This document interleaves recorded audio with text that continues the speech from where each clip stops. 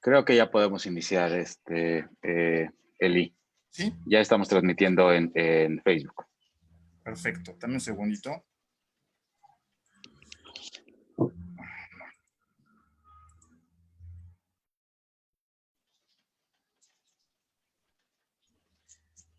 Bien. Entonces, creo que empezamos. Mira, apenas está empezando. Pues bien, me da mucho gusto ver a muchos amigos conectados, amigos principalmente de la MEDIP, amigos de la barra, y en general amigos de la Academia. Les doy la más cordial bienvenida a esta sesión conjunta de la Academia Mexicana de Derecho Internacional Privado y Comparado, en conjunto con la barra mexicana Colegio de Abogados. Entonces, estoy muy contento de ver a tantos amigos que nos visitan, tanto de la Ciudad de México, del interior de la República, inclusive del extranjero. Veo amigos de Chile, amigos de Argentina, de España. Veo a Mayela, que se encuentra en La Haya. Espérame tantito, déjame, pongo una grabación. Entonces me da muchísimo gusto verlos, y también soy muy contento porque tenemos como invitado en esta sesión a un viejo amigo, que es un gran académico español de la Universidad Pablo de Olavide en Sevilla, España, viejo amigo de la academia, miembro supernumerario de ella, y con el cual hemos colaborado ya en algunas ocasiones.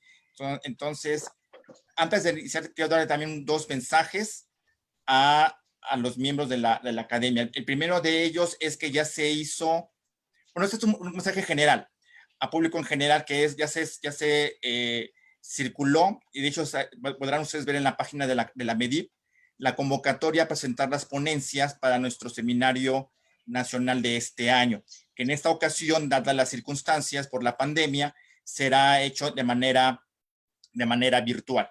Entonces están todos cordialmente invitados a presentar ponencias, las cuales serán sujetas a doble dictamen ciego para selección.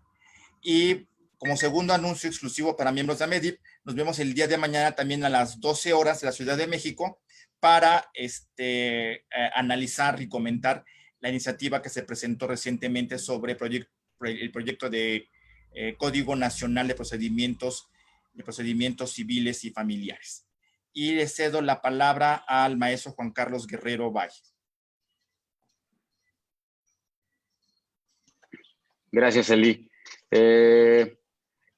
Por parte de la barra no tenemos ahorita ningún anuncio. Ya estarán recibiendo a partir del día de hoy nuestra convocatoria para nuestra siguiente sesión, y estaremos, como ya lo había anunciado Eli, haciendo 2 transmisiones mensuales, o buscando hacer estas 2 transmisiones mensuales como parte de este programa de ampliar la posibilidad de llegar mediante este tipo de teleconferencias a más personas en el mayor número de veces posibles, ¿no? Pasando al tema tema central del día de hoy, como ya lo dijo Lee, tenemos con nosotros el placer de contar con el doctor Rodríguez Benot en el día de hoy, quien nos hablará sobre la experiencia europea en la armonización del derecho de sucesiones. Y les quisiera platicar un poco del currículum del doctor Rodríguez Benot. Es licenciado y es doctor en Derecho por la Universidad de Sevilla, con premio extraordinario, diploma en Derecho Comunitario Europeo por dicha universidad, y catedrático de Derecho Internacional Privado en la Universidad Pablo de Olavide de Sevilla.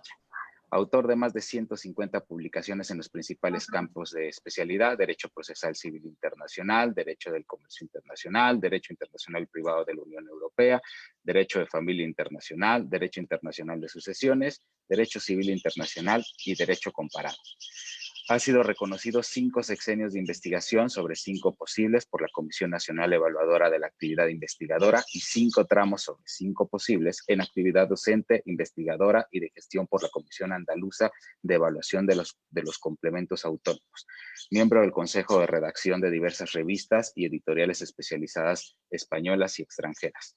Es miembro, entre otros, de la Academia Internacional de Derecho Comparado, de la Delegación Española en el proyecto ADL sobre modernización de la justicia de Marruecos, de la International Society of Family Law, de la Academia Mexicana de Derecho Internacional Privado y Comparado y de la Asociación Americana de Derecho Internacional Privado, del Foro Hispano-Marroquí de Juristas, cofundador del Foro Español de Derecho Internacional Privado, numerario de la Real Academia Sevillana de Legislación y Jurisprudencia y correspondiente de la Real Academia de Jurisprudencia y Legislación de España, representante de España en el Comité de Derecho Civil del Consejo de la Unión Europea y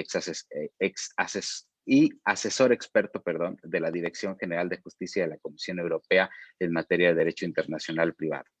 Ha tenido estancias investigadoras en la Universidad de París I, en la Academia de Derecho Internacional de La Haya, en el Instituto Max Planck de Derecho Internacional y Derecho Comparado, en el Instituto Suizo de Derecho Comparado, entre otros. Ponente de la Academia de Derecho Internacional de La Haya en agosto del 2017 y es vicerrector de Relaciones Institucionales e Internacionales y decano de la Facultad de Derecho de la Universidad Pablo de Olavide, director académico del doble grado de Derecho Hispano-Alemán entre la Universidad Pablo de Olavide y la Universidad de Baurenc, director de la Cátedra de Derecho Notarial Internacional y Comparado entre el Colegio Notarial de Andalucía y la Universidad Pablo de Olavide, árbitro del Centro de la Asociación para el Ejercicio de la Mediación y el Arbitraje del Ilustre Colegio de Abogados de Sevilla y de la Cámara de Comercio de Sevilla, Cruz de la Orden del Mérito de la Guardia Civil con distintivo blanco, septiembre del 2011, y Cruz Distinguida de Primera Clase de la Orden de San Raimundo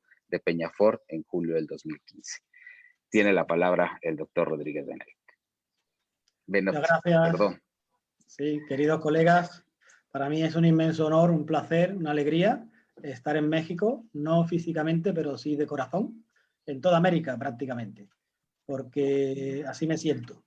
Lo hago además en un foro, la Academia Mexicana de Derecho Internacional Privado, tan querida, presidida felizmente por nuestro querido amigo el maestro Elí Rodríguez Martínez, con el apoyo de la Barra Mexicana, Colegio de Abogados, y también quiero reconocer naturalmente la colaboración de don Juan Carlos Guerrero Valle, coordinador de la Comisión de Derecho Internacional y Derecho Comparado. Se trata, por tanto, para mí de una ocasión excepcional de estar en mi queridísimo México, donde tengo parte de la familia de corazón, y me toca hablarles, platicarles sobre un tema para ponerlo sobre la mesa referido a la experiencia en Europa sobre la armonización del derecho de sucesiones, con sus luces y con sus sombras. Para esa presentación les he elaborado un archivo en PowerPoint que el presidente va a tener la amabilidad de ir manejando a lo largo de mi intervención y que pongo a su disposición para el que lo desee. Pueden requerirlo, no sé si a la propia academia o a mi dirección de correo electrónico que les aparece en el documento, y con mucho gusto pues yo se lo enviaré para el que quiera tenerlo para sí. Bien. Perdón, Andrés, un segundo.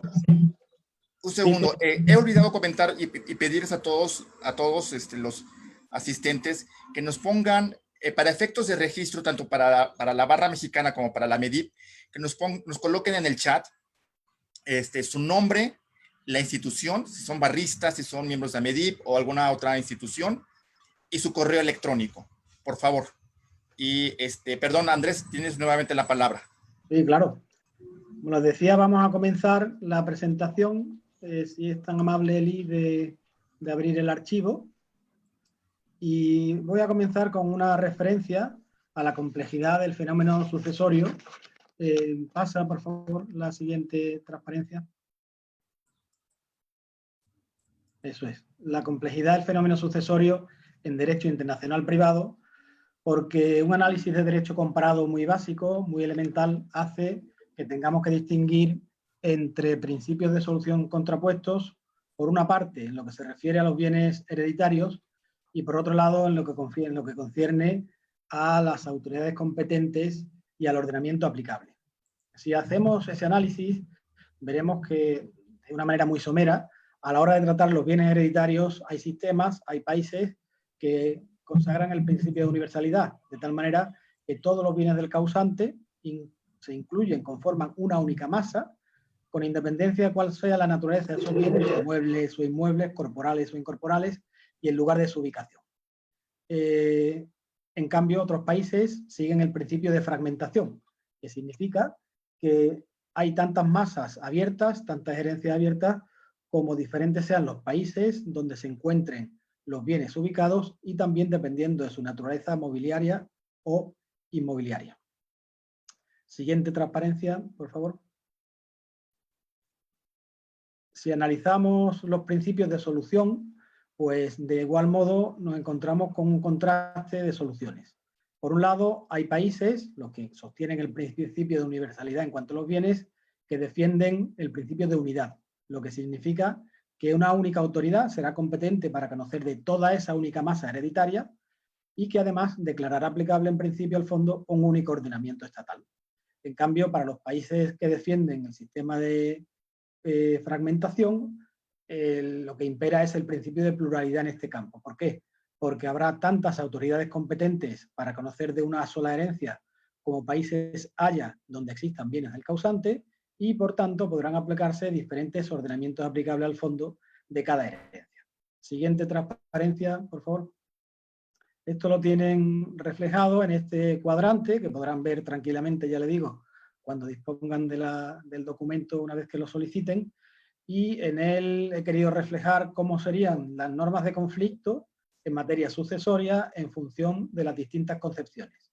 La concepción romanista, en la que se incardina gran parte de América y desde luego el caso de España, y la concepción anglosajona, originariamente de carácter germánico, pero hoy residenciada en los países anglosajones, que se basa en una concepción más patrimonialista o territorialista de la sucesión. Verán cómo el supuesto de hecho, el criterio de conexión y la consecuencia jurídica van cambiando de una a otra concepción. Esto no es solo una cuestión teórica, sino que en el plano práctico, plantea una enorme cantidad de problemas. El supuesto del causante de nacionalidad británica fallecido en España, residiendo habitualmente en España y con bienes en su país de origen, esto es el Reino Unido, por ejemplo Inglaterra y España, es el típico caso muy frecuente en la práctica sucesoria española en el que se confrontan radicalmente, de manera frontal, los dos sistemas. Y no es fácil solucionarlo. Todo esto ha sobrevolado la realidad sucesoria en el plano normativo durante muchos años, durante muchos siglos, y la mejor manera de superarla, como es lógica, es la armonización, la puesta en común entre los estados. En ese marco de armonización tenemos frutos interesantes en el plano universal y en el plano regional. En el plano universal hay que destacar naturalmente la obra de la Conferencia de La Haya, de Derecho Internacional Privado, con 3 convenios diferentes, de mayor o menor éxito, pero 3 convenios diferentes.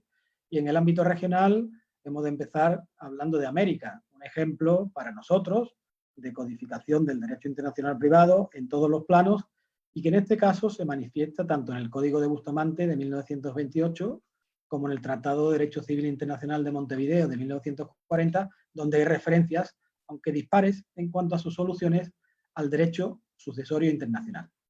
En el plano europeo tenemos igualmente alguna experiencia, por ejemplo en el ámbito nórdico, en el ámbito del Consejo de Europa, pero la principal experiencia, la más reciente, quizás la más exitosa, es a la que yo voy a dedicar la presentación, que es la del Reglamento Sucesorio Europeo, el Reglamento 650/2012. Siguiente transparencia, por favor. La primera cuestión que se plantea, o que se planteó en su momento para la armonización del derecho de sucesión en la Unión Europea, era preguntarse si la Unión tenía competencias para ello y si hacía falta que interviniese, esto es, que se elaborase un reglamento en este ámbito. En relación con esas preguntas, había que acudir a la realidad, qué realidad nos encontrábamos. Y esa realidad es de un triple orden: material, normativo e institucional.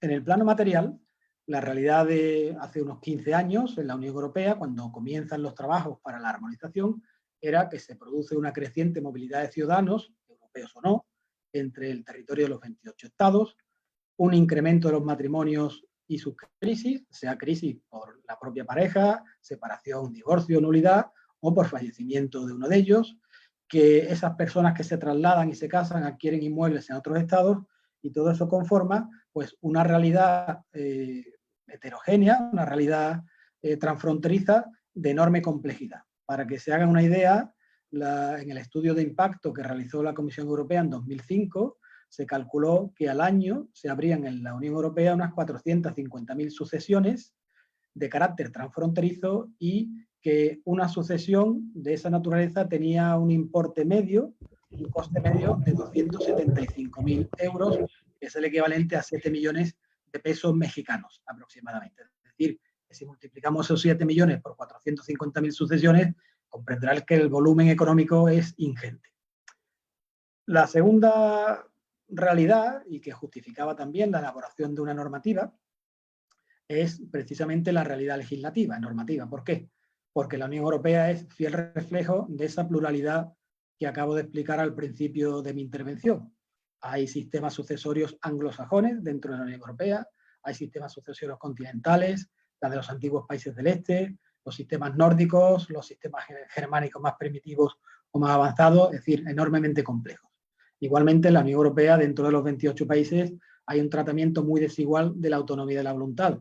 Y me refiero tanto a la autonomía conflictual, esto es, a la posibilidad de elegir el ordenamiento aplicable al fondo de la sucesión mediante la profesio juris, como a la voluntad material del pacto sucesorio de la sucesión contractual, que en unos estados está admitido y en otros no. De igual modo, se planteaba un problema, era la validez de los documentos o de las decisiones emitidos en un estado, en el ámbito sucesorio, en otro. Yo pues, he puesto siempre el mismo ejemplo, pues, por poner un caso a los alumnos.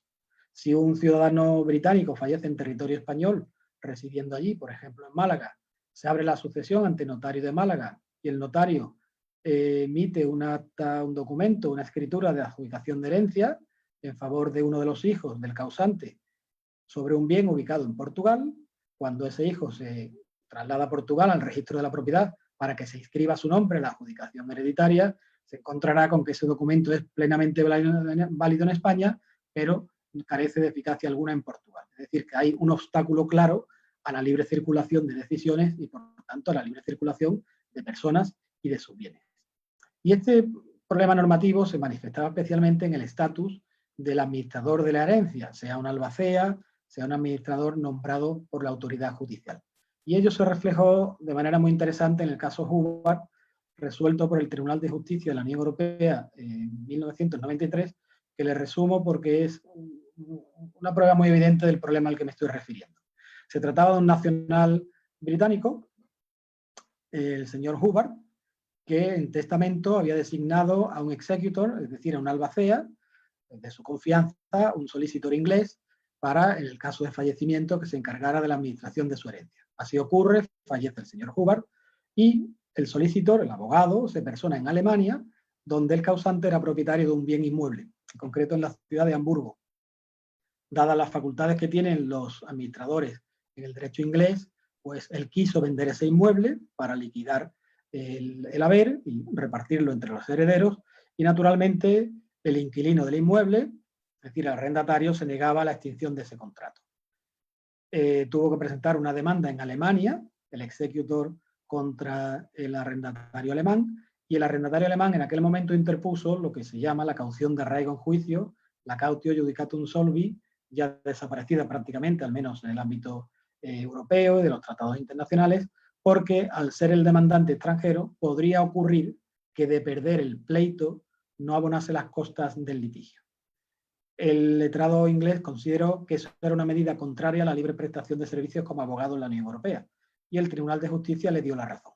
Eso significaba que había que poner sobre la mesa alguna abolición de las fronteras políticas y jurídicas para que el administrador de una herencia designado como tal en un país pudiera ejercer como tal en cualquier otro país de la Unión Europea. Pero claro, eso era fácil en el caso de profesionales. Pero ¿qué ocurre cuando el administrador de la herencia lo es ex lege? Es decir, la propia ley lo designa. Por ejemplo, en el Código Civil Español, los hijos del causante, que no tienen por qué ser profesionales. Luego esa necesidad había también que abordarla. Y por último, la justificación para la elaboración de un nuevo texto se refiere también al plano institucional. La Unión Europea tiene competencias, según el artículo 81 del Tratado de Funcionamiento de la Unión Europea, para legislar en materia, digamos, lato sensu de conflictos de leyes, y ahí se incluiría el derecho de sucesiones. Ahora bien, les cuento una curiosidad. Ese artículo 81 establece que cuando el objeto de la armonización afecte al derecho de familia, es precisa la unanimidad de todos sus miembros. Entonces 28. ¿Por qué? Porque el derecho de familia es tributario de factores culturales, históricos, religiosos, políticos, etcétera, muy sensibles, y no se puede imponer la mayoría a un Estado en ese sector tan especial. Luego, el presidente del grupo de trabajo que dio inicio a estas tareas, lo primero que preguntó a los comparecientes es: ¿el derecho de sucesiones es derecho de familia? Porque claro, una respuesta favorable, el derecho de sucesiones es derecho de familia, significaba un grave problema, que hacía falta la unanimidad de los 28 y nos temíamos que algunos de ellos no la darían, señaladamente el Reino Unido, probablemente también Irlanda y Dinamarca. En cambio, si el derecho de sucesiones no es derecho de familia, se podía legislar y aprobar el texto por una simple mayoría. Imagínense que están presentes en esa reunión y le preguntan, piensen como juristas, ¿qué responderían? ¿El derecho de sucesiones es derecho de familia? A todos nos vino a la cabeza la evolución del derecho de sucesiones, su origen en Roma, en torno a la figura del pater familias, la sustitución por otro miembro de la familia, etcétera, pero se solucionó cuando nuestro colega francés tan querido, el profesor Lagarde, levantó la mano y dijo categóricamente: el derecho de sucesiones no es derecho de familia. El presidente respiró tranquilamente y le agradeció profundamente su respuesta. ¿Por qué? Porque es precisamente con el Código de Napoleón donde se rompe la tradición de incorporación o de inclusión del derecho de sucesiones en el derecho de familia y se considera la sucesión como un modo de adquirir la propiedad.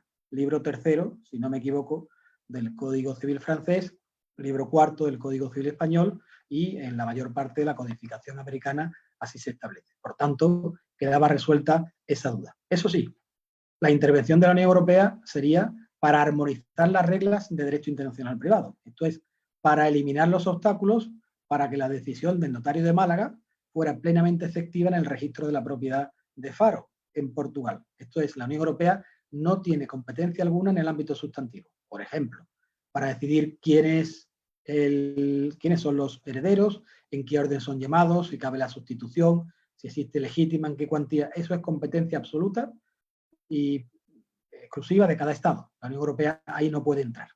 La conclusión de todo: la realidad demostraba que la situación implicaba consecuencias negativas para los ciudadanos desde el punto de vista material, normativo, y hacía falta intervenir. ¿Y cómo se interviene? Pues se interviene iniciando los trabajos con un libro verde que se promulga en 2005. Me habrán oído alguna vez decir que un libro verde ni es un libro ni es verde.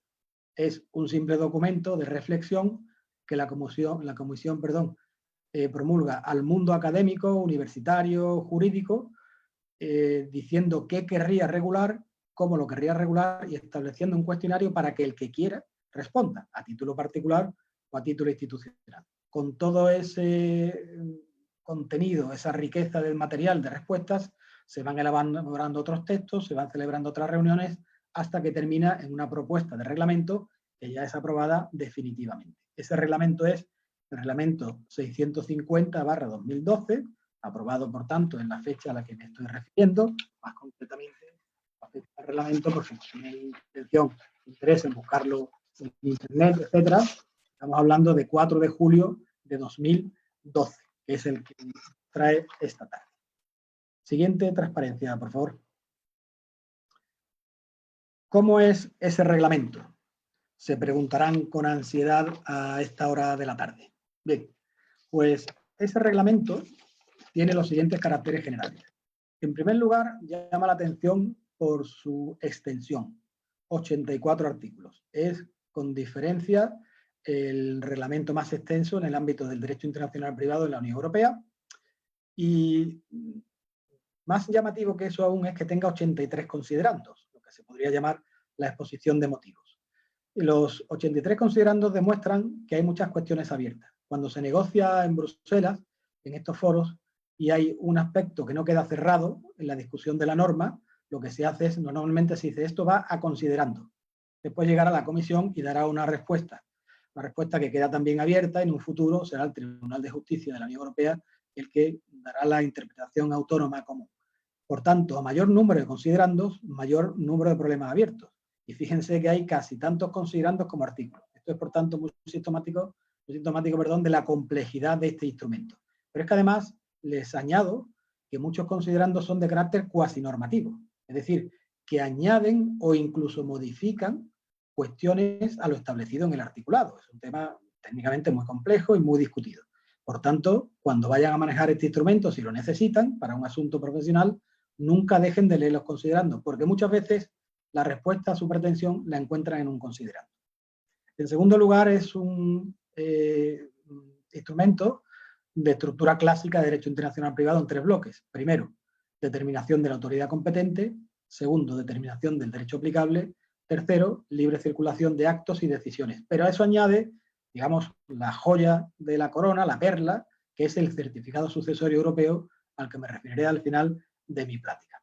En tercer lugar, destaca también en el reglamento la complejidad tanto de la materia abordada como de las soluciones alcanzadas, iremos viendo algunas, y los compromisos en las soluciones. No se crean que una concepción de la sucesión se ha impuesto absolutamente sobre otra. No, por ejemplo, los sistemas romanistas hemos cedido en la nacionalidad del causante como criterio de conexión, y a cambio hemos conseguido imponer pues, los principios de universalidad y de unidad de la herencia, ¿no? A cambio, los sistemas anglosajones han conseguido establecer el principio de la residencia habitual o los vínculos más estrechos. Otra característica es la ambición y los objetivos. Esto se discutió mucho porque hubo quien pensó, yo entre ellos en un inicio, que con un simple instrumento que aboliese las limitaciones a la libre prestación del carácter de administrador de la herencia, lo que ocurrió en el caso Hubbard, hubiera sido suficiente. Y es verdad, eso hubiera sido suficiente. Pero se pensó que para que eso fuera plenamente efectivo, hacía falta previamente armonizar la competencia, la ley aplicable y el reconocimiento y ejecución.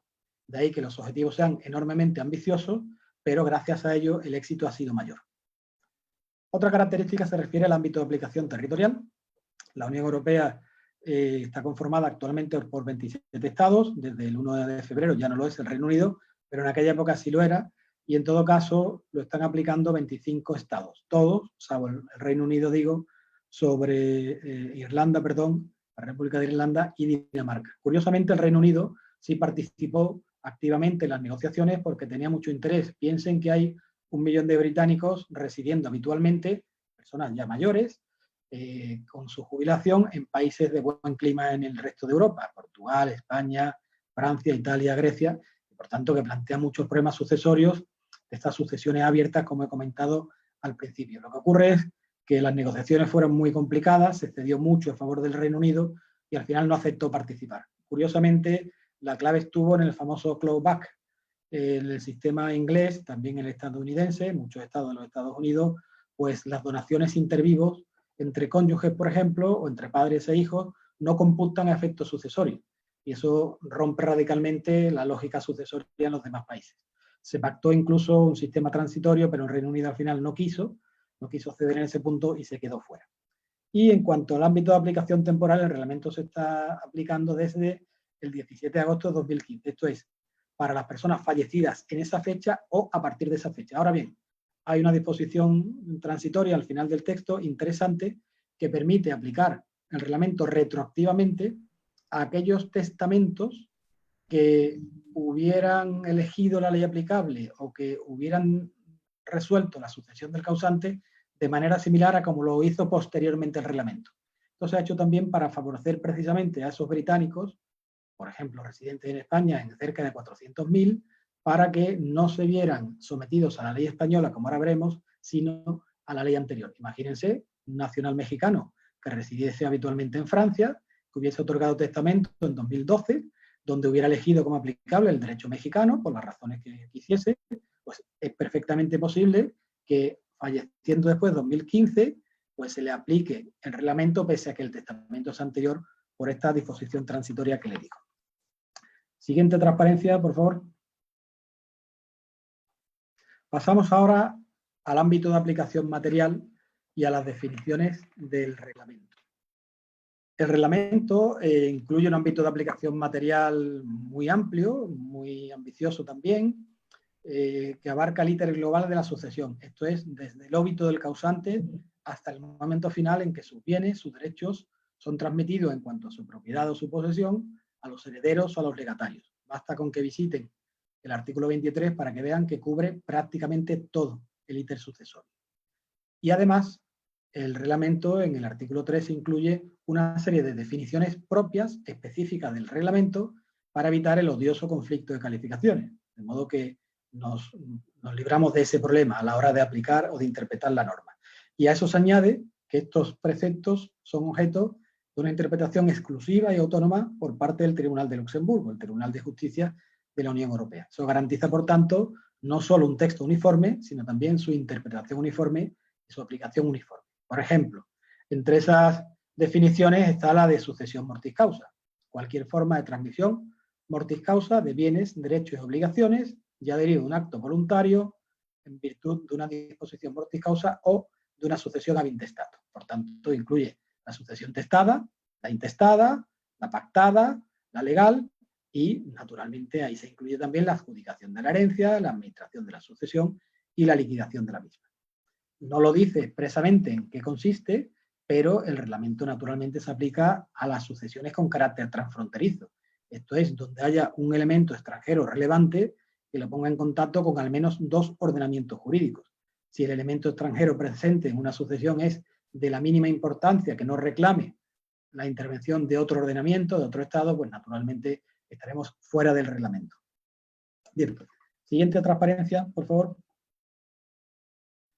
En lo que se refiere al ámbito de aplicación material, una vez que el reglamento ha definido a qué se aplica, y lo ha explicado claramente mediante esas definiciones propias, realiza una serie de exclusiones, es decir, materias a las que quiere dejar claro que no se aplica en ningún caso. Esas exclusiones son de un doble orden. En primer término, de derecho público. Estamos hablando de derecho internacional privado. Dirán, bueno, claro, es lógico.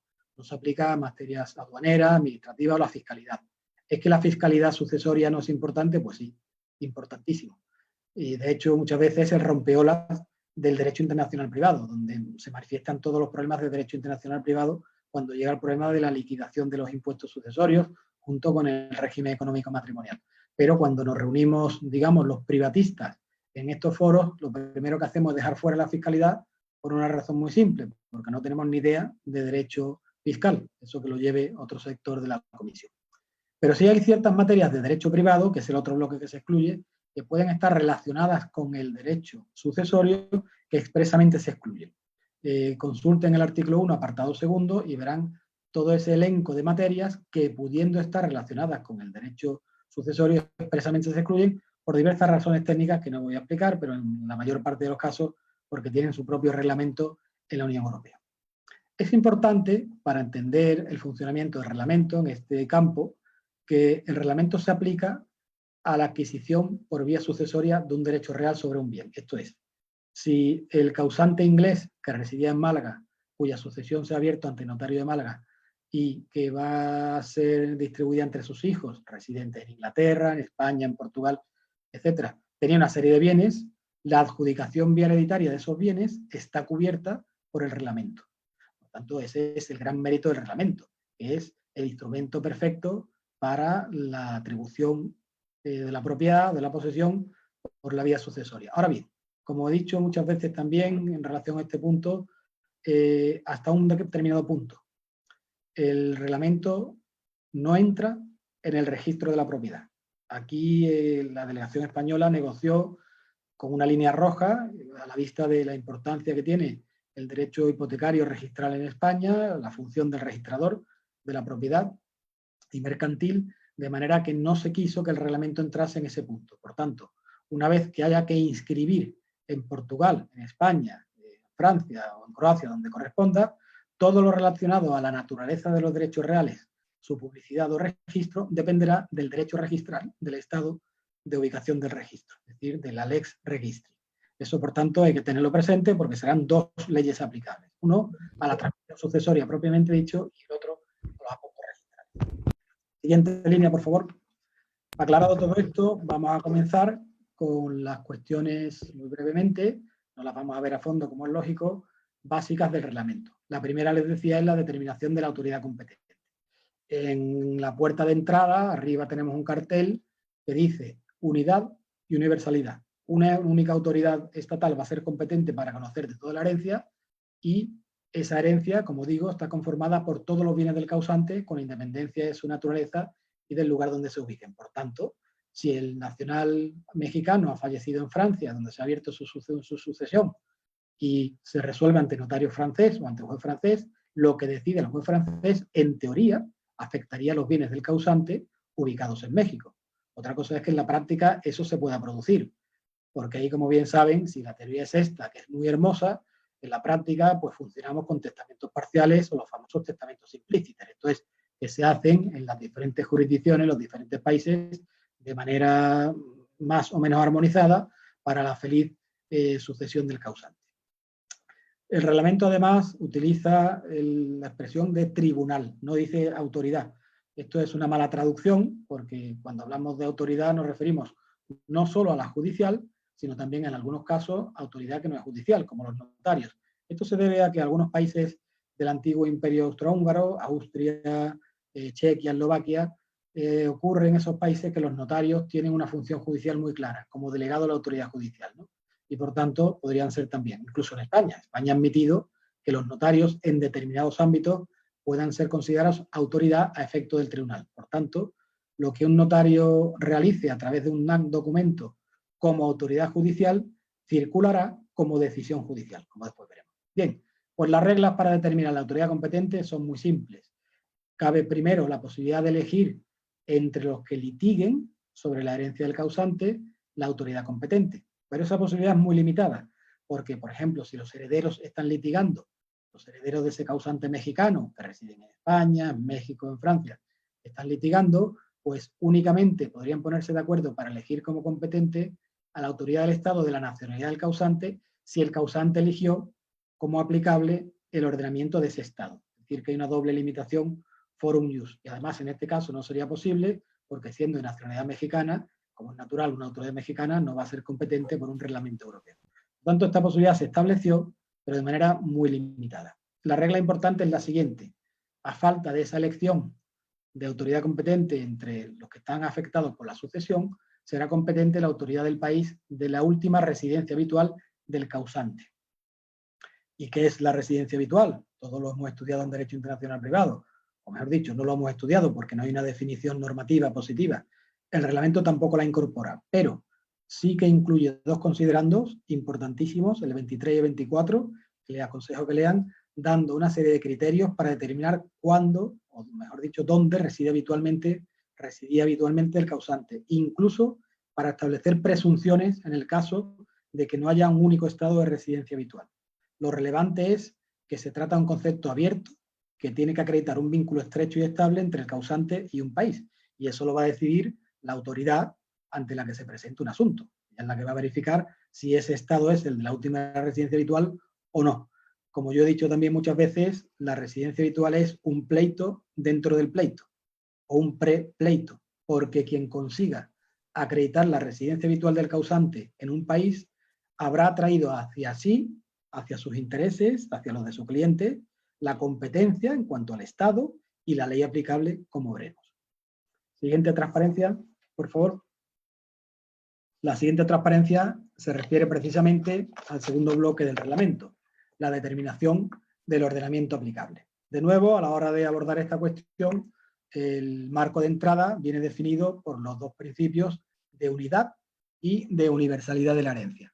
De unidad porque una única ley será aplicable a la herencia y la herencia...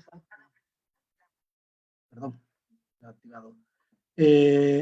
Digo que una única ley será aplicable y lo será a toda la masa hereditaria, con independencia del lugar de ubicación de los bienes y de su naturaleza. Pues bien, para determinar el derecho aplicable, de nuevo, la primera regla es la voluntad. En este caso, la voluntad del testador, del futuro causante, porque el testador puede elegir el ordenamiento aplicable a su sucesión, pero con una limitación. Únicamente puede elegir la del ordenamiento del estado de su nacionalidad.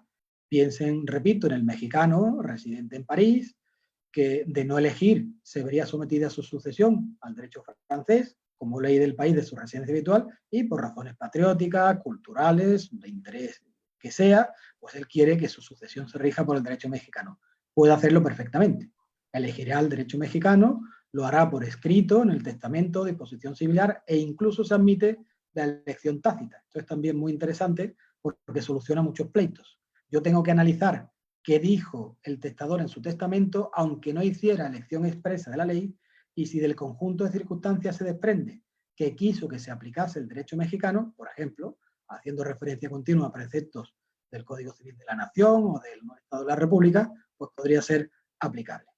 Si no ha habido elección de ley, pues de nuevo se impone la regla de la residencia habitual, que acabamos de ver exactamente igual que en materia de competencia.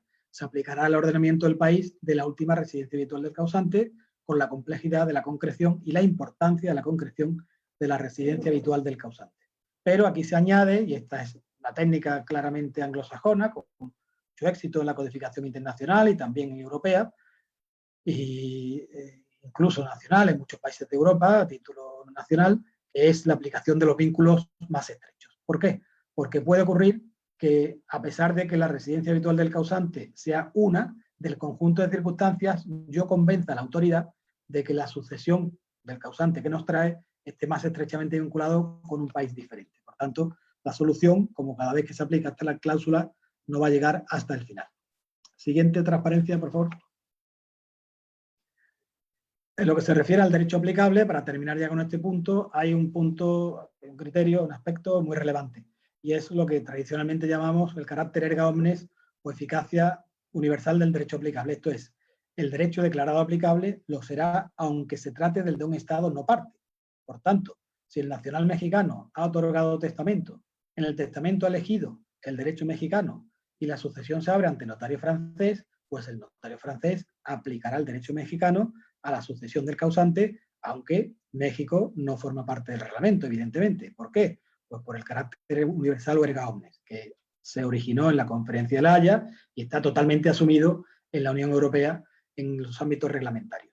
La lex sucesoria, como les dije al principio, tiene un ámbito, un espectro enormemente amplio de aplicación y abarca todo el íter sucesorio, desde el fallecimiento del causante hasta la adjudicación de la propiedad de posesión de los bienes, y sí hay normas técnicas específicas muy útiles, muy prácticas, sobre determinados aspectos. Por ejemplo, adaptación de los derechos reales. ¿Qué ocurre? Que hay países que tienen configurado un determinado derecho real que es ignorado o que es configurado de manera diferente en otro, en el país de destino de la decisión o del acto. Para evitar que no se reconozca lo decidido en un país, se permite la técnica de la adaptación, que todos ustedes conocen, para que ese derecho real del país de origen sea adaptado al más cercano en su función al país de destino. Igualmente se consagra la regla de la comoriencia, como no podría ser de otra manera. También tenemos reglas especiales en lo que se refiere a la sucesión del Estado. Aquí se imponen dos concepciones distintas, también dentro de la Unión Europea, no vamos a hablar ahora de ellas, pero ambas estarían amparadas por el reglamento, y los problemas técnicos clásicos de aplicación de la norma de conflicto, por ejemplo, el reenvío. El reenvío ocurrió una cosa curiosa, y es que se incluyó muy al final del proceso negociador, y ahora está incluido en el artículo, está recogido en el artículo 34. Yo les invito a que lean el artículo 34 del reglamento sobre el reenvío. Y el que diga que lo entiende, miente. No hay manera de entenderlo. Es imposible entender el artículo 34. Tenemos también la excepción de orden público, que es muy importante en un territorio, en una zona de gran inmigración procedente de países musulmanes. Piensen que solamente en España hay más de 800.000 marroquíes, donde se imponen ciertos privilegios de sexo y de religión en la sucesión que son contrarios a nuestros valores fundamentales. Por tanto, la excepción de orden público aquí actúa con mucha frecuencia. Y después también se da la solución del problema de remisión a un sistema plurilegislativo, que es enormemente técnica y compleja, y que no voy a explicar. Pasamos al punto siguiente, por favor, siguiente transparencia. Y entramos ya en la fase tercera del reglamento, reconocimiento y ejecución, tanto de decisiones judiciales, como vemos ahora, como de actos y documentos, como veremos después.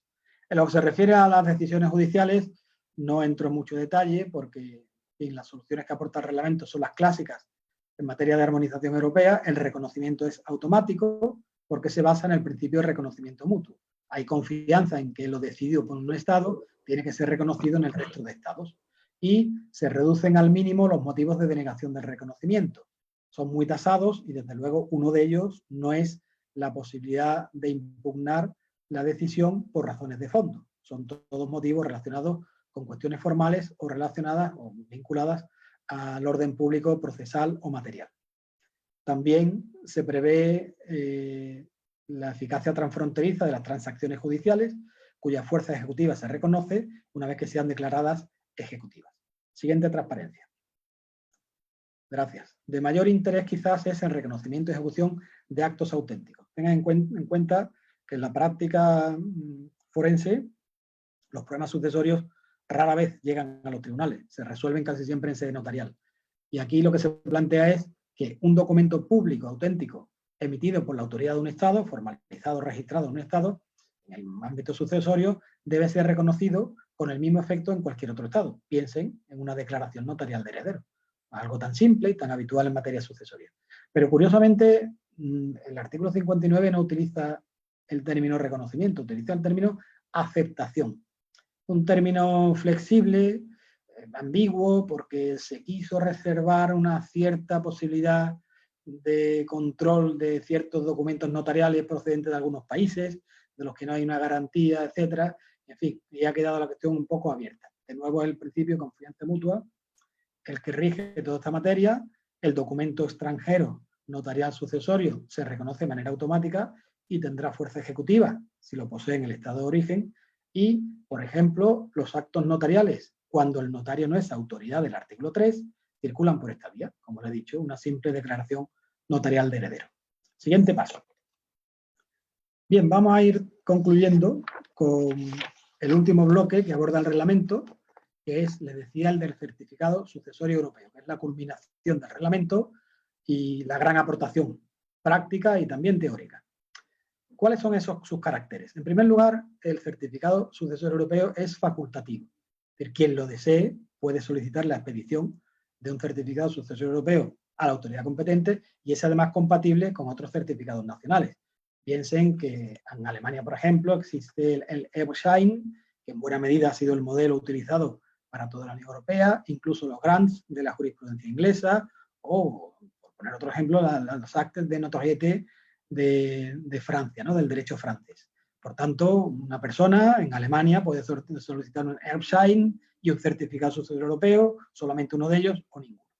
¿Cuál es el objetivo de este documento, de este instrumento? Pues lo dice muy claramente el considerando 67, garantizar la tramitación rápida, ágil y eficiente de las sucesiones con repercusión transfronteriza en la Unión Europea. Piensen de nuevo en el caso Hubbard, o sea, permitir que el solicitor inglés pueda personarse en Alemania y, gracias a ese documento que él porta, pueda acreditar con qué cualidad lo hace y las autoridades alemanas le abran las puertas, digamos, al ordenamiento alemán en esta materia. Por tanto, el certificado prueba la cualidad del portador del propio documento, sea la cualidad de heredero ex lege o sea de un administrador nombrado judicialmente o un albacea nombrado en testamento. Y por tanto, es a modo de salvoconducto que permite a su portador utilizarlo en los 25 estados de la Unión y ejercer las funciones y las facultades que aparecen consignadas en ese documento. Tienen en los artículos 64 siguientes, no me detengo naturalmente, datos sobre las autoridades competentes para emitirlo, cómo se solicita y cómo se expide. Artículo 67. Siguiente transparencia, por favor.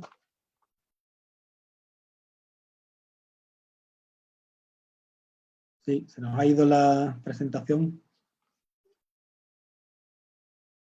Bueno, voy avanzando mientras la recuperamos. La siguiente transparencia se refiere al contenido del certificado sucesorio europeo, es decir, qué es lo que se incluye en ese certificado sucesorio europeo. Pues se incluye primero el fundamento, de la competencia de la autoridad. Es decir, se quiere saber si la autoridad competente lo es porque las partes lo eligieron o porque es la del Estado de la última residencia habitual. En segundo lugar, se incluye, esto es fundamental, para coordinar este reglamento con los reglamentos en este ámbito, si hay capitulaciones matrimoniales, si el causante estaba casado o no, si hubo capitulaciones a un contrato similar para una unión registrada, ¿no? También requiere el documento que se explique cuál ha sido la ley aplicable a la sucesión y por qué motivos. Es decir, si ha sido por profesio juris del causante antes de fallecer, la de su nacionalidad, o ha sido la residencia habitual, o la de los vínculos más estrechos. Y naturalmente se incluyen las facultades concretas que el portador del documento tiene, sea el ejecutor testamentario, sea el administrador, etcétera, y las limitaciones también que le vinculan y, por tanto, las que no puede ejercer. Siguiente transparencia, por favor. Certificado sucesorio europeo produce los siguientes efectos. En primer lugar, el valor probatorio de su contenido conforme a la ley aplicada a la sucesión. Dado que se trata de un documento público, el portador de ese documento puede acreditar perfectamente que todo lo reflejado en él, nombre del causante, cuáles serán sus bienes, quiénes son sus herederos, las facultades que él posee, etcétera, tiene un valor probatorio erga omnes, es decir, frente a toda autoridad o todo Estado miembro. Por tanto, se reconoce de pleno derecho en los 25 países que lo aplican. Ya no tendría problema el heredero del causante inglés fallecido en Málaga con la declaración judicial de heredero, porque si hubiera solicitado un certificado sucesorio europeo al notario de Málaga, lo llevaría a Portugal y en el registro de Faro lo mostraría como salvoconducto y, por tanto, si él tiene la facultad de inscribir a su nombre el bien que se le ha adjudicado en herencia por notario de Málaga, pues se haría tranquilamente. Y aporta, esto es importante, una presunción, naturalmente juris tantum, de veracidad, lo que afecta a terceros, tanto deudores como acreedores. Esto es, el portador de ese documento puede dirigirse a terceros que eran deudores en vida del causante para exigir la reclamación de sus obligaciones, pero el acreedor del que era causante igualmente puede dirigirse al portador del documento para exigir la satisfacción de la deuda y, por tanto, el documento es válido no solo ad intra, es decir, a la ordenación interna de la sucesión, sino también ad extra. Entonces, en relación con los terceros, estaban en vinculación con el causante. Siguiente transparencia, por favor. Bien, les he puesto en estas dos transparencias siguientes un extracto del modelo de certificado sucesorio europeo que se regula en ese reglamento. El punto 4 de uno de los anexos, del anexo quinto, establece hasta 22 posibles facultades que puede tener el portador del documento. Como verán, son muchas, muy variadas, y siguiendo la técnica, con una expresión feliz que escuché en México, de palomitear, pues se irá poniendo por la autoridad que lo emite qué facultad tiene el portador del documento. Por ejemplo, la 4.7 tiene facultad de celebrar y rescindir contratos. Lo que hubiera hecho el administrador judicial del señor Huber en Alemania, pues se palomitea el 4.7 y ya se sabe que esa persona tiene esa facultad. Y así pasamos al siguiente transparencia, por favor. Hasta 22 facultades, incluso otras. Ven el 423. Piensen que el modelo del certificado sucesorio europeo tiene una extensión de 19 páginas. Es enormemente complejo cumplimentarlo. Yo pregunto cada vez que coincido con un notario español o algún notario de otro país europeo si alguno de ellos ha tenido ya que autorizar y emitir un certificado sucesorio europeo. Y casi todos me suelen decir lo mismo. Afortunadamente no, ni que Dios lo permita. ¿Por qué? Porque es un trabajo ingente y además la tasa notarial, en este caso el honorario notarial, es mínimo. Bien, pero lo importante es que a pesar de esa complejidad de 19 páginas, es un instrumento fundamental para la organización transfronteriza de la sucesión en la Unión Europea. Pasamos a la siguiente transparencia, que ya es la última de mi presentación y que se refiere a las disposiciones generales y finales del reglamento. Bien, el reglamento suprime la legalización de los documentos, es un avance dentro del espacio judicial europeo y por tanto no hay que depender ni de convenios sobre supresión de legalización de ninguna postilla porque todo documento público emitido por una autoridad en este campo, en un país que aplica el reglamento, se considera válido y eficaz desde ese punto de vista.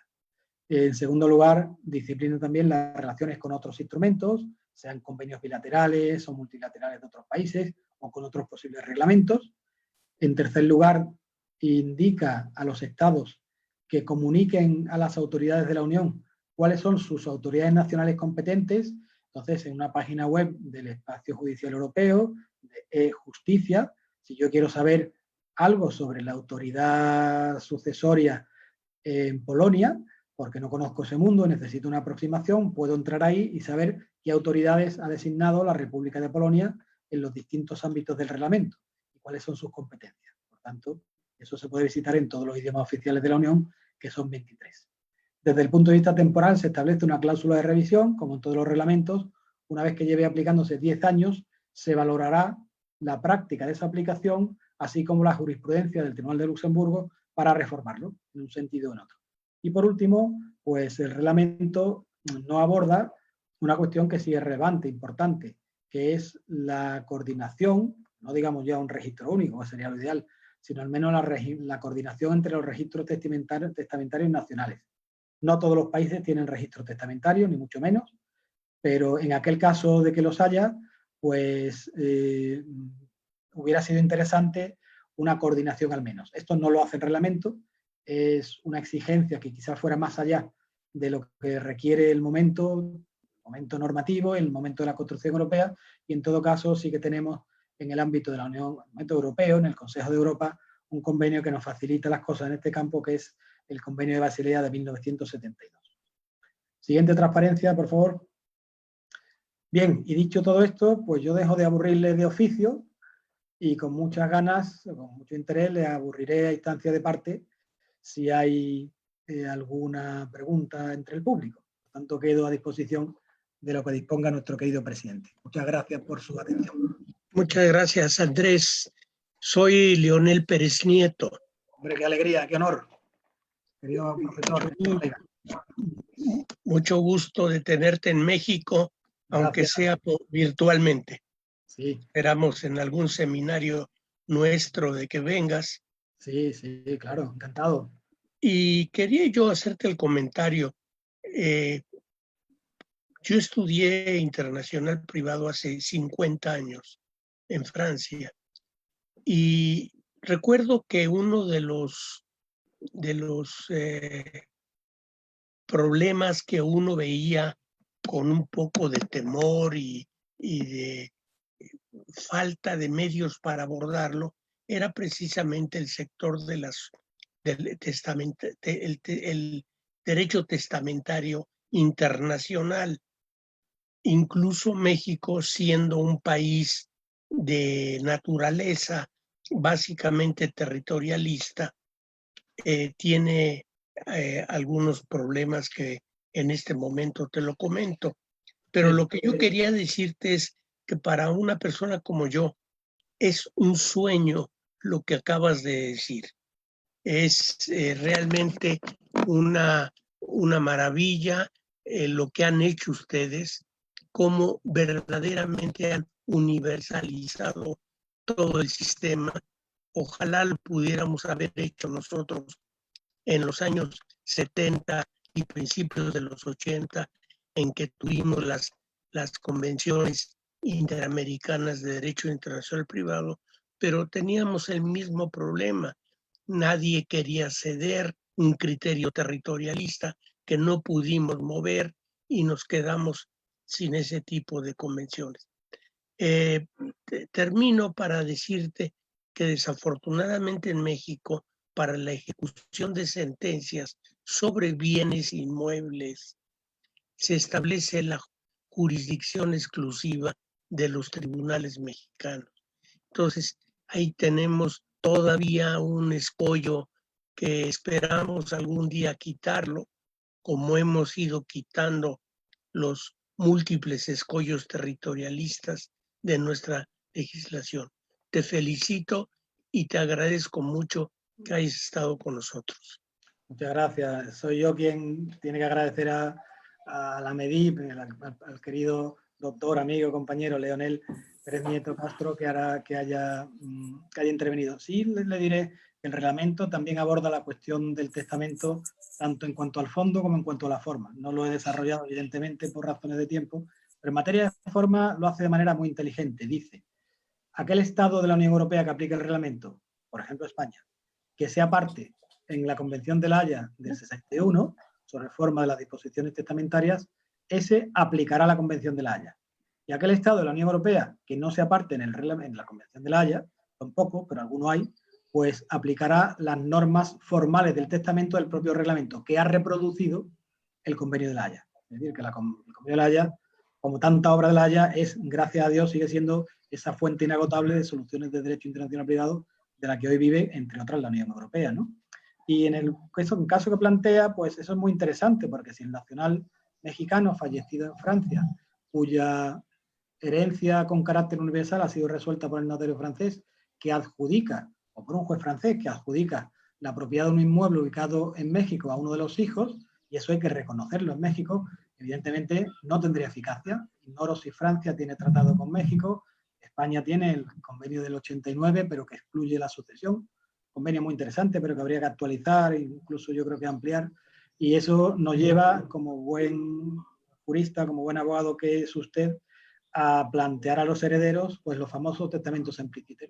Haga un testamento en México o abra un suceso en México para los bienes ubicados en México, en particular los inmuebles, y otro en Francia para los bienes ubicados en Francia, y de esa manera no tendrá esa incompatibilidad entre las dos sucesiones abiertas. Ese es en la práctica es lo que se hace. Sí, sí, sí. Es poco académico, pero muy práctico. No práctico, hay que ser práctico. Los internacionalistas privados somos prácticos, los internacionalistas públicos no lo son. Sí. Muchas gracias, doctor. Le cedería la palabra a Luis Raúl Serrano, que nos puso por ahí una pregunta en el chat. Vamos a procurar, en la medida que nos permita el tiempo, ir liberando el micrófono para que las preguntas nos las anoten en el chat y la pueda efectuar directamente el autor de la pregunta. Luis Raúl, ya tienes por ahí tu micrófono abierto. Tenemos problemas para reiniciar el audio. ¿Sí nos podría ayudar? Sí. Buenas tardes acá ya. Un saludo afectuoso al doctor Andrés Rodríguez Benot desde Perú.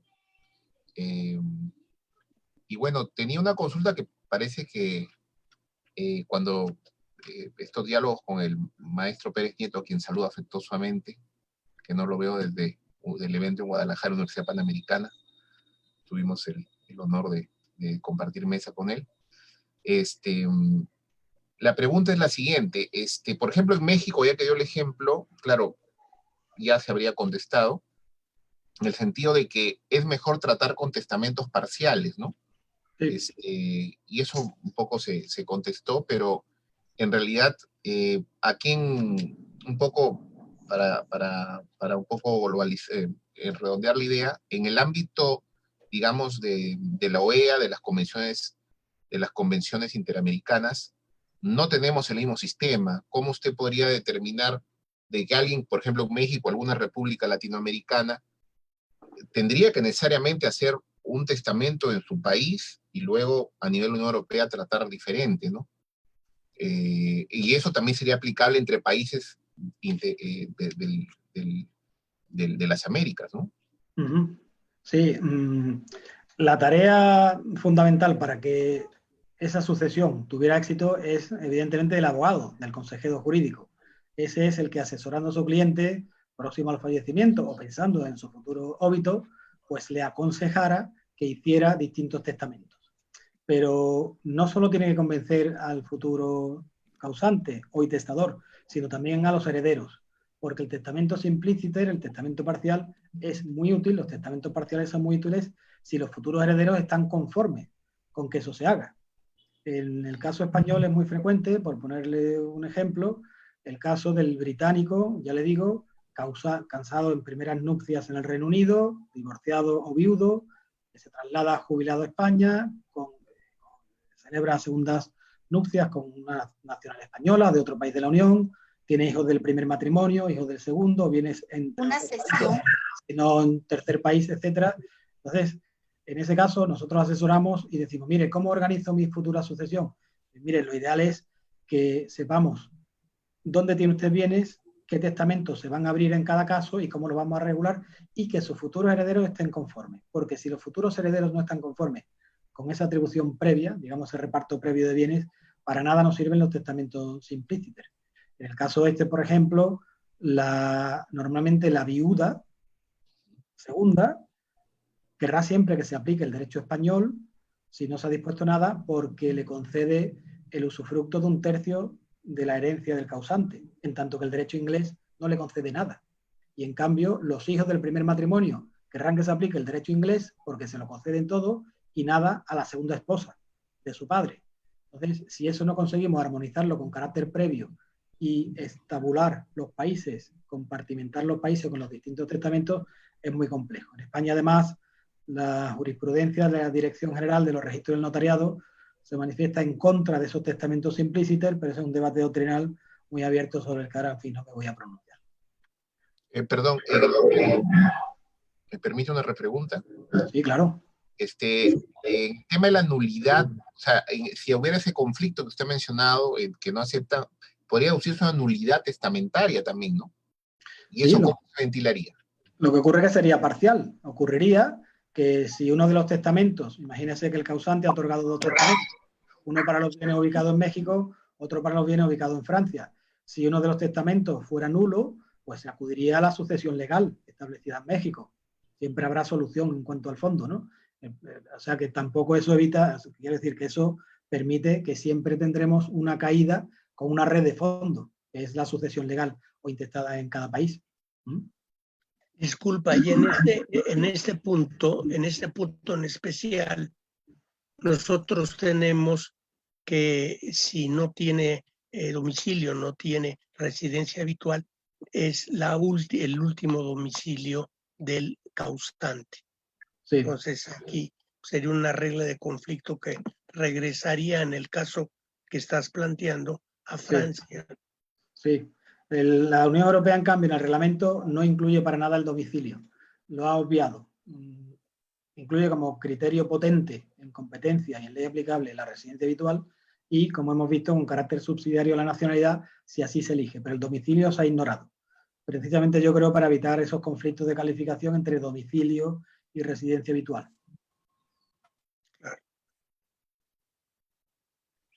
Le pasaríamos la palabra a Jorge Orozco.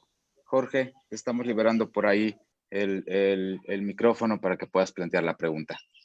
Muchas gracias, maestro. Doctor, buenas tardes. Buenas tardes. Por acá, Jorge Orozco, de México, de la MEDIP. Una pregunta muy breve, doctor. Entiendo que hay criterios en pro y en contra sobre la inclusión del concepto tribunal a los notarios de corte latino. Hay autores que lideran las posturas, pero me preocupa el considerando 20 en la parte final, que da a entender que el notario, por lo menos de corte latino, no es parte del concepto tribunal, lo que haría aplicables las normas de competencia territorial locales, no el reglamento de la Unión Europea. En la práctica, ¿esto cómo se resuelve hoy día? Pues mire, ese es un aspecto, gracias por la pregunta, muy interesante.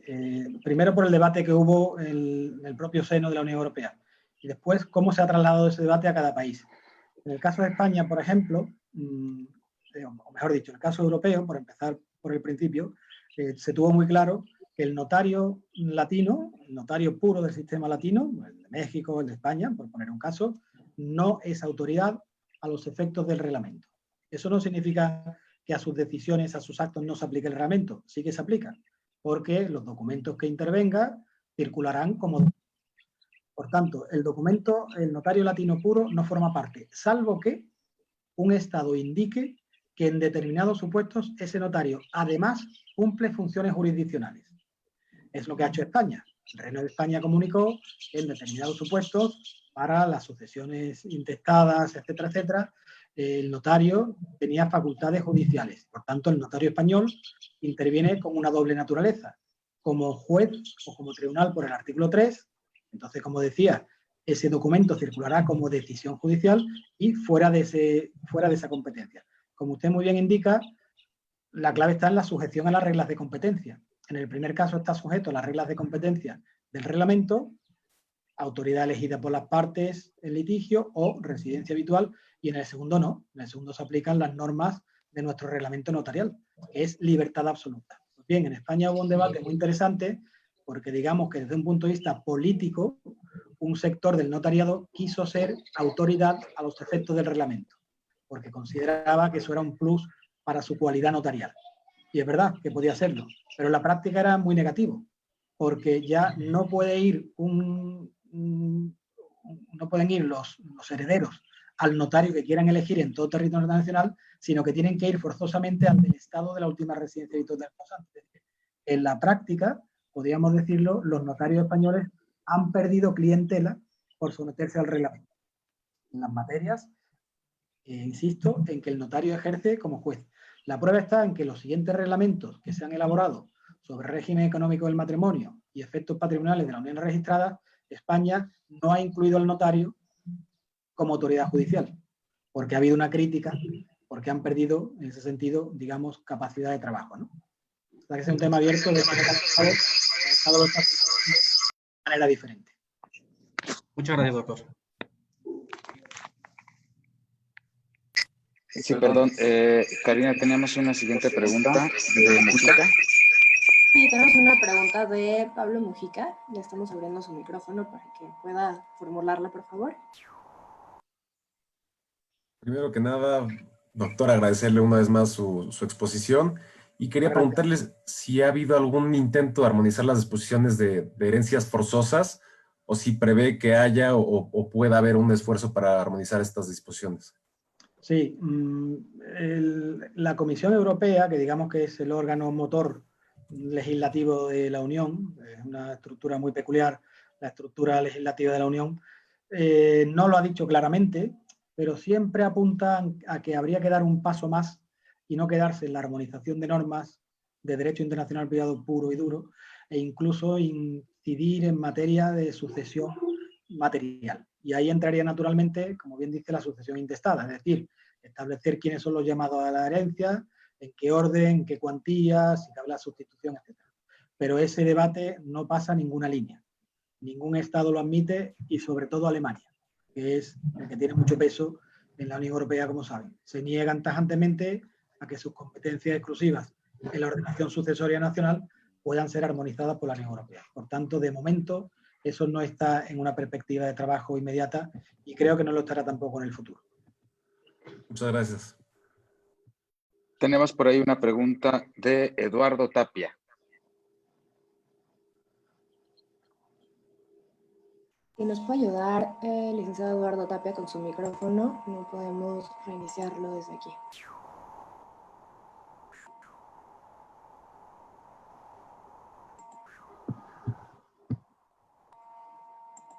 En lo que nos ayuda tenemos otra pregunta de Evi Zarza, en lo que logramos liberar el anterior. Sí, buenas Claro, tardes. ya está. Sí. Bien. Sí. Buenas tardes, doctor. Excelente ponencia. Gracias. Quisiera hacerle una pregunta. Usted ha planteado el contenido de un reglamento que se aplica en la Unión Europea.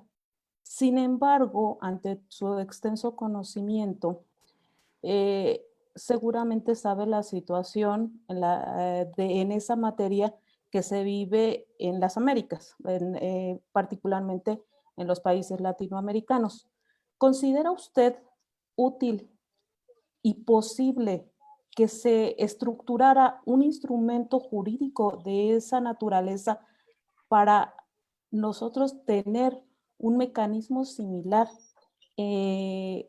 respecto al manejo de las sucesiones en los países latinoamericanos?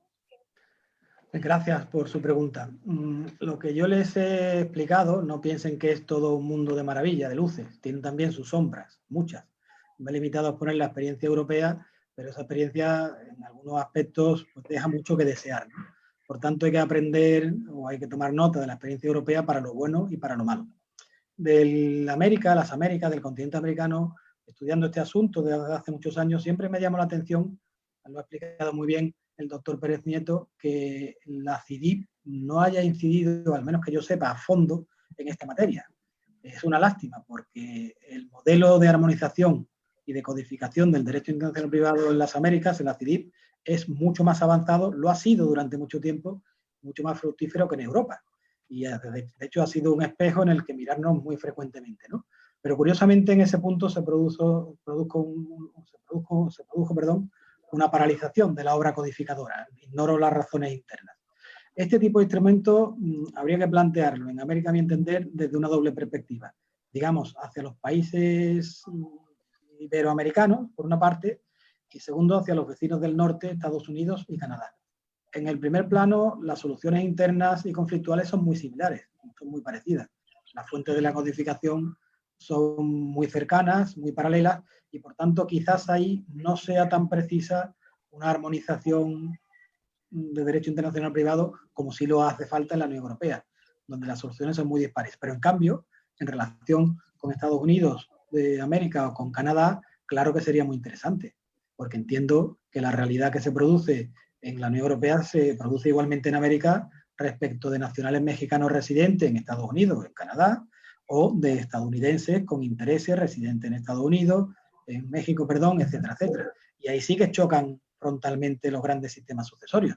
El sistema anglosajón puro y duro de la mayor parte de los estados de Estados Unidos y el sistema más cercano al mundo romanista en Europa. Por tanto, sería muy interesante que América legislase y probablemente lo hará y hasta mejor que Europa. Gracias. Eduardo Tapia, ¿ya se pudo liberar el micrófono? Creo que no, ¿verdad? No, no se podía liberar. No. Carlos Odriozola. Por ahí también tenías una pregunta. Carlos, te pasamos el micrófono. Hola, ¿qué tal? ¿Cómo están todos? Muy buenas tardes. Buenas tardes. Buenas tardes, doctor. Muchas gracias por su plática muy interesante. Gracias. Siempre. Mi pregunta es, a ver si nos puede usted compartir su experiencia en el sentido de que si las redes judiciales europeas, en vista de la comunitarización del derecho internacional privado a partir de Maastricht, realmente han facilitado la averiguación o comunicación de los diversos derechos nacionales de los estados de la Unión Europea, y si usted considera que existe un avance o no a partir de toda esta ola de nuevos reglamentos que han venido surgiendo a través de esa comunitarización, ¿no? Es decir, ¿están funcionando bien las redes judiciales a la par del desarrollo reglamentario que ha llevado Europa a la fecha? Sí. Gracias por su pregunta, porque afecta quizás al vacío más clamoroso, más urgente de completar de la construcción europea. No tenemos, por ejemplo, en la Unión Europea un marco normativo para la aplicación del derecho extranjero, ni siquiera para su conocimiento.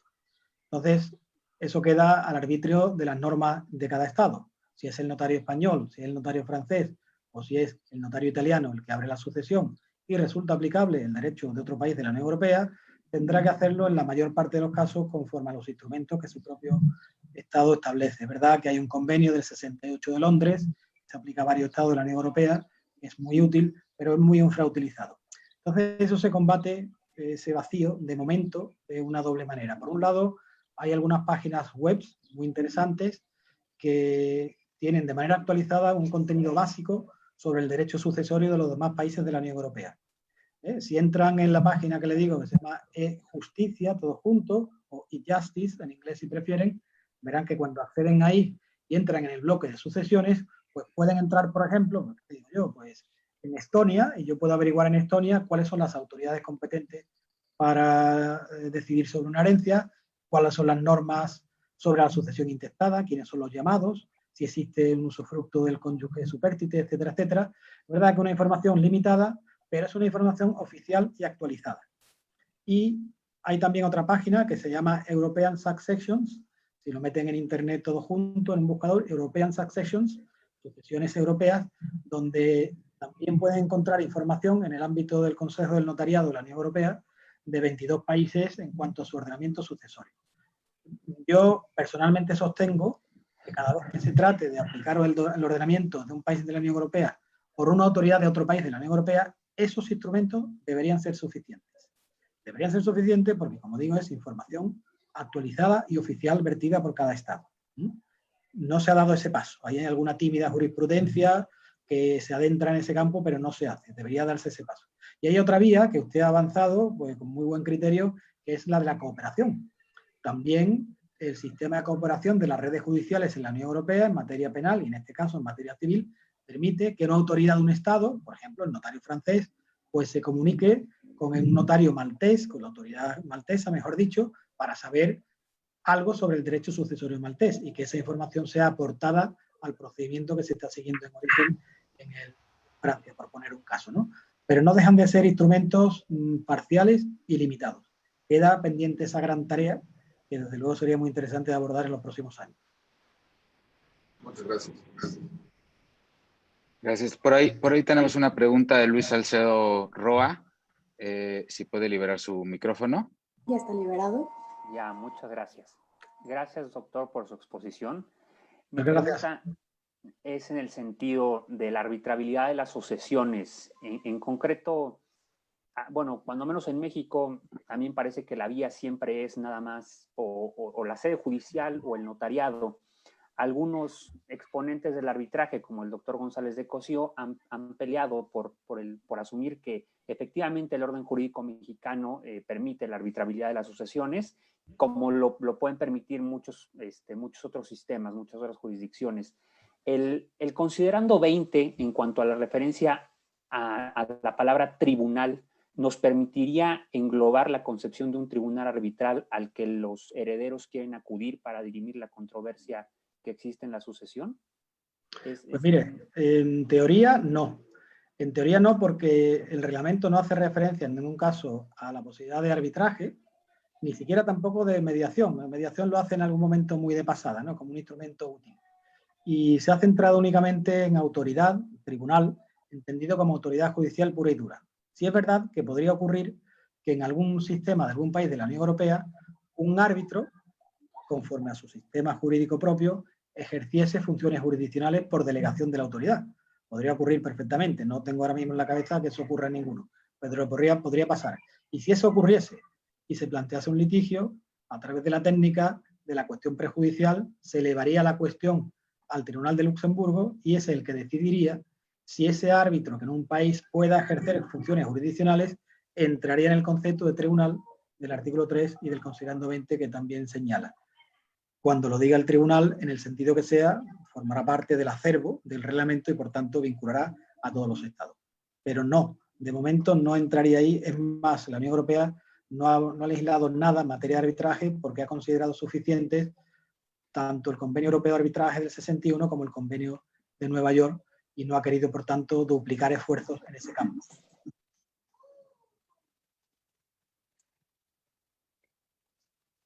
Muchas gracias. Creo que ya no tenemos ninguna otra pregunta. Juan Tampoco Carlos. los teníamos en Facebook.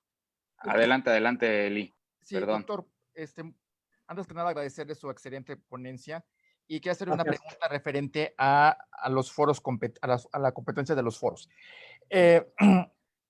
Porque el reglamento establece que hay foros facultativos. O sea, el actor es el quien va a elegir el foro en primera instancia. Mi pregunta sería, ¿existe la posibilidad, sobre todo en materia de bienes reales inmobiliarios, que haya un tribunal pueda, en base al mismo reglamento, sostener su competencia por foro exclusivo? Sí, no lo he mencionado, pero aparte de las reglas generales que hemos visto sobre competencia, que son la posibilidad de elegir un determinado tribunal en los términos que indiqué y la residencia habitual del causante, hay un elenco de foros, los pueden consultar a partir del artículo 9 del reglamento, donde se establecen distintas posibilidades de competencia para casos específicos que no quedan resueltos por las reglas generales. Por ejemplo, por poner un caso, tenemos el caso del forum, el supuesto del forum necessitatis, cuando el Estado que sea competente no pueda asumir la competencia, la limitación de procedimientos o incluso, en el caso que me está indicando, para hacer más eficaz la solución del pleito, es posible que se quiebre el principio de universalidad y que la autoridad de un Estado donde estén ubicados los inmuebles, siempre que sea un Estado de la Unión Europea, se declare competente para decidir en cuanto al fondo de la sucesión respecto de ese inmueble. Se ignora lo que pueda ocurrir con otros bienes situados en otros países, eventualmente fuera de la Unión Europea, pero esa posibilidad efectivamente existe y está muy bien traída para que se conozca. Ok, muchas gracias.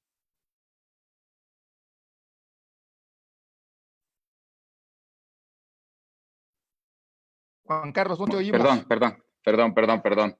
Es que no había liberado el micrófono. Gracias, doctor Rodríguez Benot. Me están confirmando que ya no tenemos más preguntas, por lo que estaríamos dando por terminar esta sesión, no sin antes agradecerle el que se haya tomado el tiempo de poder estar con nosotros.